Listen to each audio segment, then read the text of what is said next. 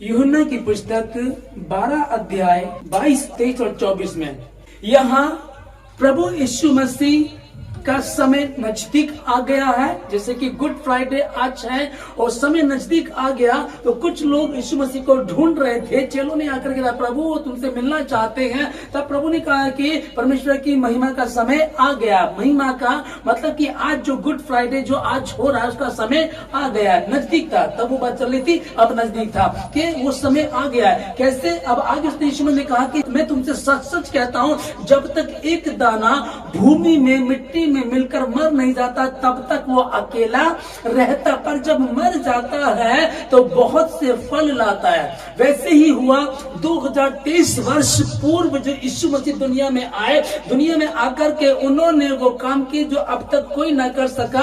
और यही था कि लोग बलि देते थे, बलि प्रथा चल रही थी, लेकिन कभी भी लोगों के पाप क्षमा नहीं होते थे, संभव नहीं था। वो बलि निष्पाप चाहिए थी, निष्कलंक चाहिए थी, निर्दोष चाहिए थी। वो बलि कौन सी थी? यीशु मसीह की। यीशु मसीह का दाना जब तक मरता नहीं वो अकेला रहता, पर जब वो दफनाया जाता है, भूमि में मिलकर मर जाता है, तब बहुत से फल आते हैं और उसी का परिणाम बैठे हैं मैं और जो उसके मरने से हम फल आए हैं। ये फल परमेश्वर ने दिया। अब इसको हम लोग देख रहे हैं कि आज के दिन गुड फ्राइडे को यीशु मसीह के 7 कलाम कहे जाते हैं। वो 7 कौन कौन से कलाम थे जो क्रूस पर उसने कहे। उससे पहले उसकी दशा बहुत बुरी कर दी गई जब गतसमनी बाग में उसको पकड़ने के लिए आए। उससे पहले वो प्रार्थना करने के लिए गया और चेलों से कहने लगा कि तुम प्रार्थना करो। वो प्रार्थना नहीं कर पा रहे थे, वो सो रहे थे। अब यीशु मसीह प्रार्थना करके आए, लौट कर देखा चेले सो रहे हैं। उसने कहा, क्या तुम मेरे साथ एक घड़ी भी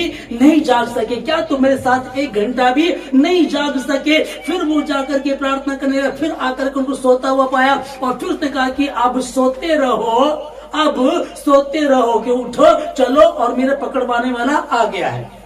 परमेश्वर ने उनसे ये बात कही। अब जब जैसे हम देख रहे हैं कि वो प्रार्थना कर रहा था, तो प्रार्थना का हम देखते हैं कि वो व्याकुल था, बड़ा उसका मन उदास था। लिखा है कि व्याकुल था। आज जो वो प्रार्थना कर रहा था उसका पसीना भी लहू बन करके जमीन पर गिर रहा था। एक हम देख रहे हैं कि क्रूस पर उसका लहू बहाया गया, लेकिन क्रूस से पहले उसका लहू बहाना शुरू। जो प्रार्थना कर रहा था उसका पसीना लहू बन करके भूमि पर गिर रहा था। अब उसको पकड़ने वाले आते, पकड़ने वाले में कौन होता है? मेन लीडिंग कौन कर रहा है? लीडर कौन है? यहूदा इस्करियोती, 12 में से एक उनका चेला। वो आकर के उनको पकड़वा उसको चूमता है। यीशु मसीह कहता है, हे मित्र, जिस काम के लिए तू आया वो कर, मुझको क्यों चूमता है? फिर वो यीशु मसीह को पकड़ लेते हैं। और यहाँ जब अब तक सब चेले कह रहे थे और सबसे ज्यादा पतरस कहता, प्रभु सब छोड़ दे परंतु मैं नहीं छोड़ूंगा, और सबके सब छोड़ करके उसको भाग निकले। लेकिन उससे पहले एक बहुत अच्छा यह काम होता है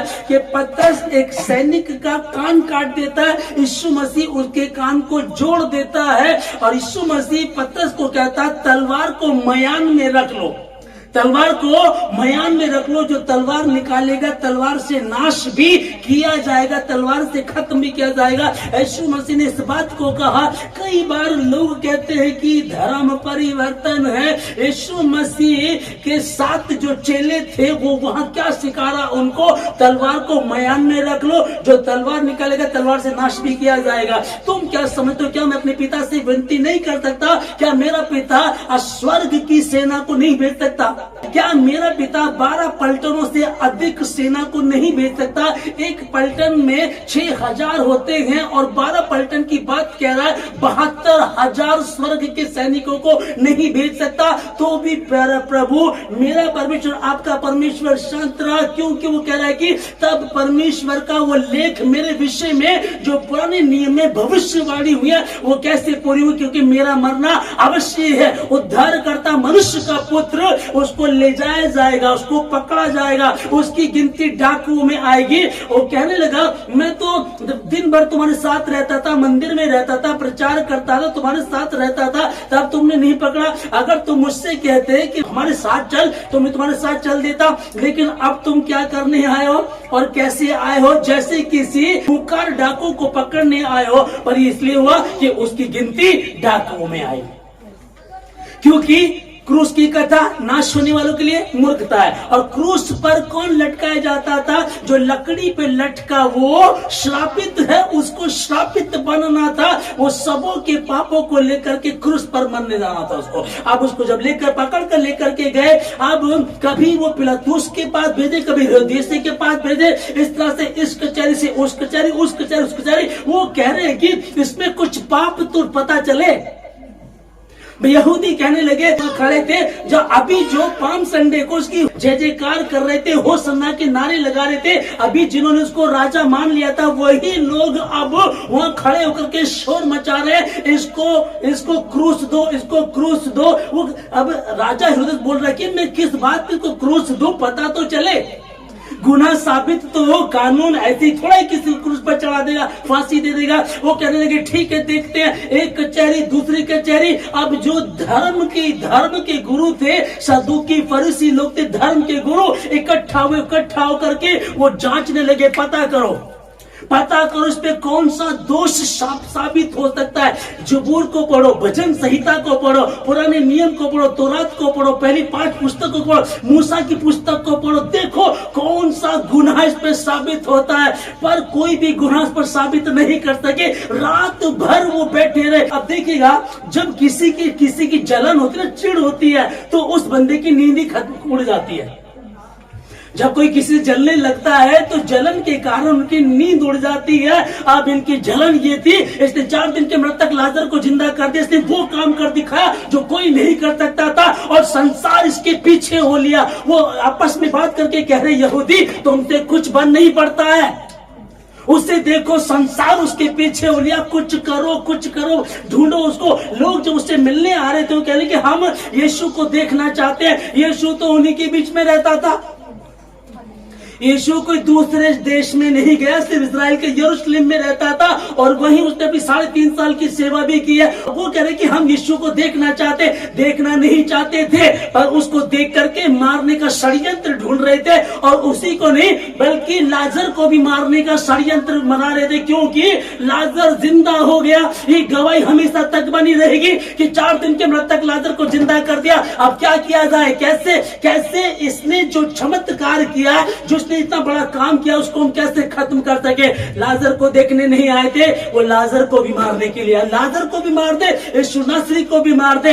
लेकिन यीशु का मरना तो था, चूंकि भविष्यवाणी उसके विषय में हुई हुई थी। वो बैठी हैं, वो ढूंढ रहे हैं, उसमें कहने लगे कि कुछ भी नहीं मिल रहा, कैसे हम इसको मारे, कैसे इसको हम सजा दिलाए। कुछ भी नहीं हुआ। और एक कचहरी से दूसरी से पहली, इधर उसको घुमा रहे, कहीं भी कोई भी उसमें पाप साबित नहीं कर सका, दोष को इस पे नहीं निकला।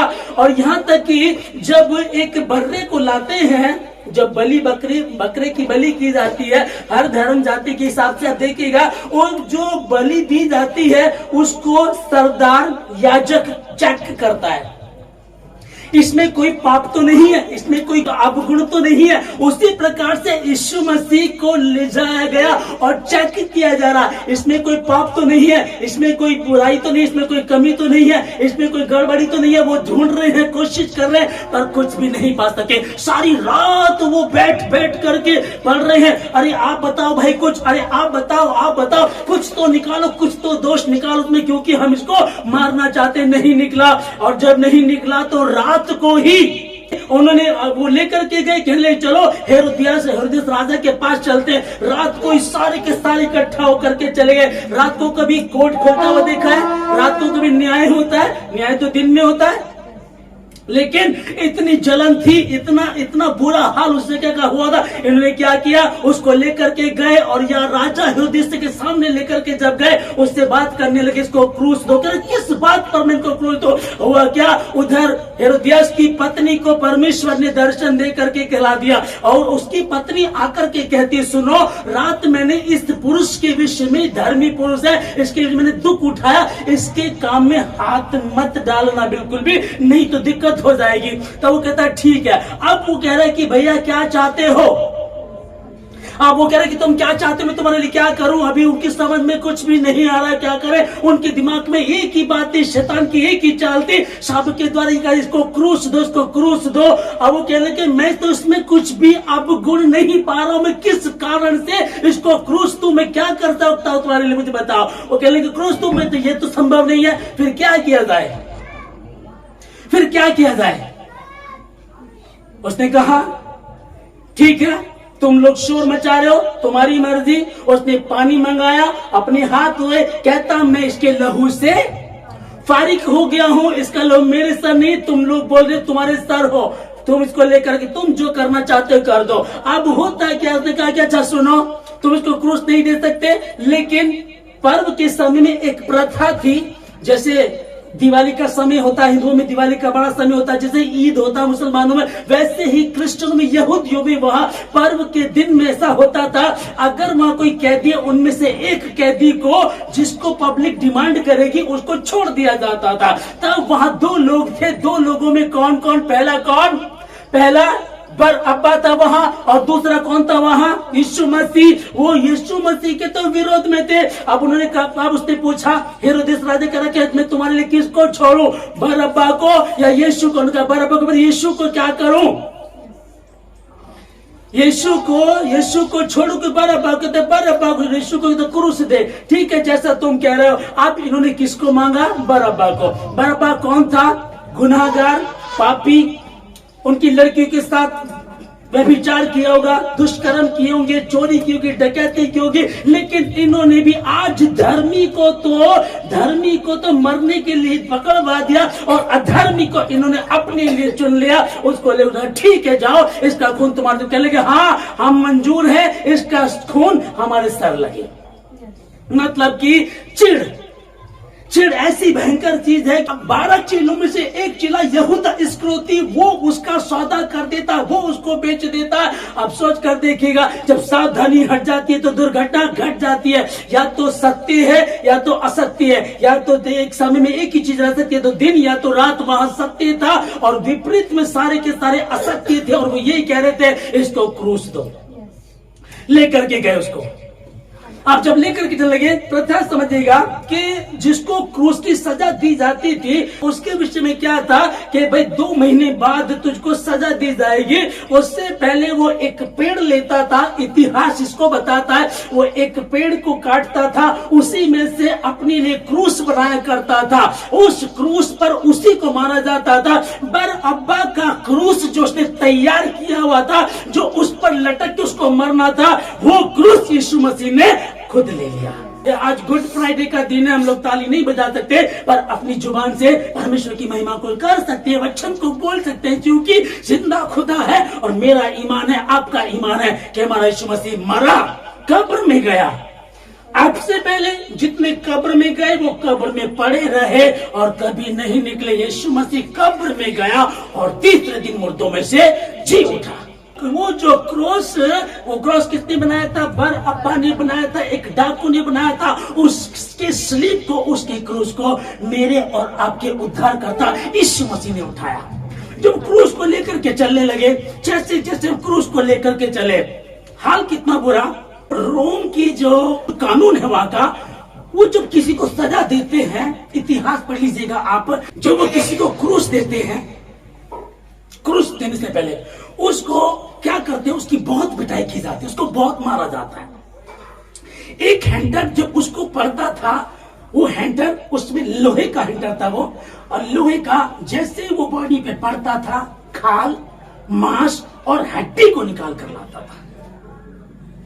यीशु मसीह का लहू कहां से बहना शुरू हो गया था, गतसमनी बाग में, जहां वो प्रार्थना कर रहा था, व्याकुल था, उसका पसीना लहू बनकर के जमीन पे गिर रहा था, वहां से बहना शुरू हो गया। और अब उसको वो भारी भरकम क्रूस उठा करके चलना है। पहले उसको बहुत मारा गया, लहू लुहान हो गया, उसको वो प्यासा था, भूखा था, और उसके साथ इतनी बुरी दशा की गई। रात को उसे कभी यहाँ लेकर था, कभी यहाँ लेकर था, एक कचहरी, 2 कचहरी, धर्म गुरु अपने पास लेकर के बातें कर रहे हैं और उसके खिलाफ षड्यंत्र रचने की कोशिश कर रहे हैं। कोई षड्यंत्र नहीं चला, कोई उसमें षड्यंत्र तो उनका कामयाब हुआ पर कोई दोष उसमें लागू नहीं हुआ। उसके बाद जब इस क्रूस को लेकर के जा रहा है, ये उठे फिर गिरे, उठे फिर गिरे, क्योंकि शरीर में, मेरे प्रभु के शरीर में अब वो ताकत ही नहीं, उसका लहू बहा दिया गया, उसकी दशा बहुत बुरी कर दी गई, उसके लहू को बहा दिया गया। और जब वो लहू उसका निकलता चला गया, अब वो क्रूस को उठा नहीं पा रहा था। अब वहां का एक नियम था, कानून, जैसे अगर पुलिस वाले यहाँ चाहें तो किसी को भी पकड़ के ले जा सकते हैं, किसी को भी कहेंगे आपको थाने आना पड़ेगा और उसको जाना पड़ेगा, कानून है। वहां का नियम था कि किसी भी व्यक्ति को पकड़ करके वो क्रूस को उठवा सकते थे। तब उसने एक कुर्निस नाम का एक व्यक्ति जा रहा था, उसने उनको कहा सुनो इस क्रूस को, वो उसकी क्रूस को लेकर